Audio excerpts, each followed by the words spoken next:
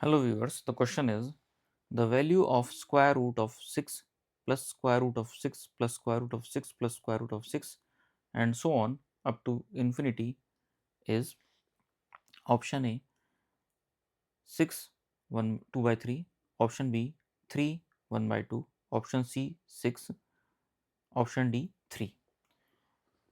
तो ये एक प्रॉब्लम है, स्क्वायर रूट पे बेस्ड प्रॉब्लम है। इसको हम कुछ इस तरह से कर सकते हैं। फॉर एग्जांपल अगर हम देखें ये नंबर जो है एक्सप्रेशन हमें दिया है वो दिया है स्क्वायर रूट ऑफ 6 और इंटरनली ये स्क्वायर रूट ऑफ 6 जो है बढ़ते जा रहे हैं अप टू इन्फिनिटी। तो अगर इस पूरे एक्सप्रेशन को x के बराबर मान लें और क्योंकि ये एक्सप्रेशन जो है टर्मिनेट नहीं कर रहे हैं, आगे तक जा रहे हैं, तो ये क्वांटिटी जो आप देख रहे हैं ये भी x के बराबर होगी। तो इस तरह से हम इस एक्सप्रेशन को कुछ इस तरह से लिख सकते हैं square root of 6 plus x and this is equal to x. दोनों साइड्स का हम स्क्वायर करेंगे तो मिलेगा हमें 6 plus x equals to x square. अब हम एक क्वाड्रेटिक इक्वेशन फॉर्म में ले आते हैं इसको हम x square minus six equals to zero. इसके फ्रैक्शंस करने हैं हमें, इसके बेसिकली फैक्टर्स करने हैं बेसिकली।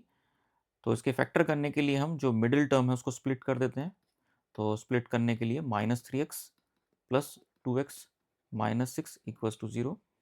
एक्स कॉमन लिया हमने तो एक्स माइनस थ्री, फिर 2 कॉमन लिया x minus three equals to zero. तो यहाँ से x की जो वैल्यू आई वो आई 3 और -2। अब यहाँ ये जो पूरा एक्सप्रेशन है वो नेगेटिव में नहीं होगा, वो पॉजिटिव में ही होगा क्योंकि स्क्वायर रूट निकाला जा रहा है। तो वो नेगेटिव में नहीं आएगा, आंसर पॉजिटिव में ही आएगा।